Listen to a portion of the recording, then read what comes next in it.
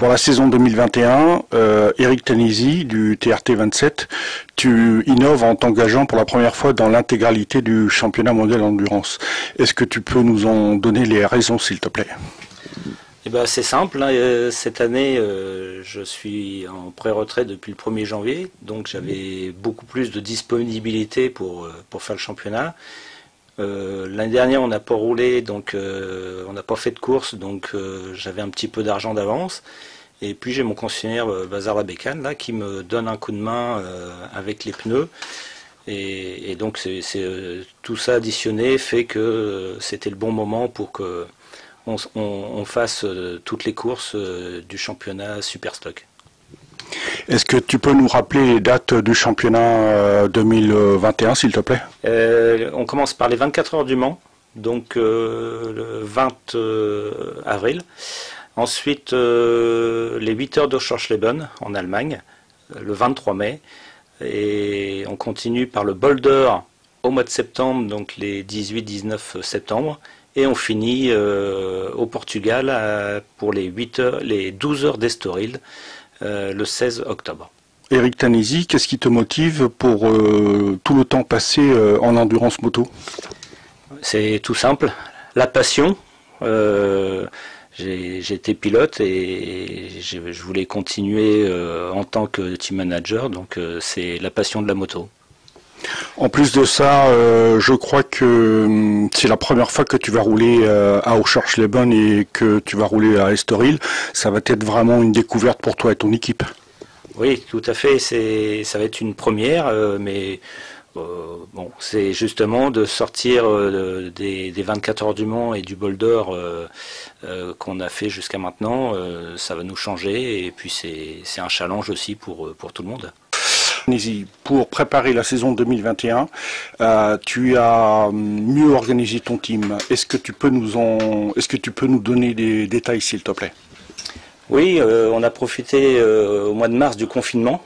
Le temps, il a fallu s'occuper et on a fait beaucoup de rangements, de tri et d'identification des pièces, des vis, de tout le matériel, et pour que ça soit beaucoup plus pratique, quoi. Parce qu'avant, en fait, au niveau du rangement des pièces, il n'y avait que toi qui savais où étaient rangées les choses, quoi. Oui, exactement. J'avais l'habitude, donc je savais parfaitement où était chaque pièce. Mais comme il n'y avait rien d'identifié, les bacs, etc. Donc là, j'ai classé les bacs. J'ai mis les noms de ce qu'il y avait dans le bac et dans le chariot où il était placé. Donc évidemment, les gars gagnent beaucoup de temps à trouver toute pièce. Depuis 10 ou 15 ans, l'électronique est arrivée dans les courses moto. Est-ce que tu peux nous en dire plus? Oui, c'est assez simple. En 2002, par exemple, une 1000 faisait 164 chevaux.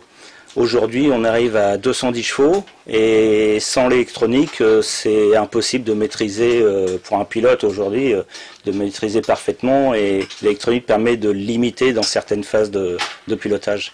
Donc c'est indispensable aujourd'hui. L'électronique permet de gérer notamment la gestion du moteur. Alors tu vas nous dire pourquoi? Ça sert à la fois pour la puissance, pour la gestion de la puissance, mais aussi pour l'endurance. On travaille beaucoup la consommation et donc tout est important. En dehors de l'électronique, comment tu fais pour améliorer le comportement de ta moto? Nous devons améliorer les suspensions. Et là, on passe par le biais d'une acquisition de données pour ça. Ok, qu'est-ce que c'est qu'une acquisition de données et comment ça fonctionne? C'est simple et compliqué. En fait, on mesure tous les débattements de suspension, d'amortisseurs, de fourches. On mesure la pression de frein, l'ouverture papillon, enfin la poignée de gaz, etc. Tout ça, c'est sur une partie graphique. Et avec cette aide-là, ça nous permet d'avoir un meilleur feeling avec les pilotes. Ok, tout ce bagage électronique et puis acquisition de données, est-ce que ça peut te permettre de rentrer dans le top 10 et à quoi ça sert? C'est surtout un gain de temps et d'optimiser le plus les performances de la moto et du feeling des pilotes. Donc évidemment, le niveau augmentant, ça va nous permettre de progresser dans la hiérarchie du classement. Ok, merci Eric Tanisi. Merci à cybermotard.com.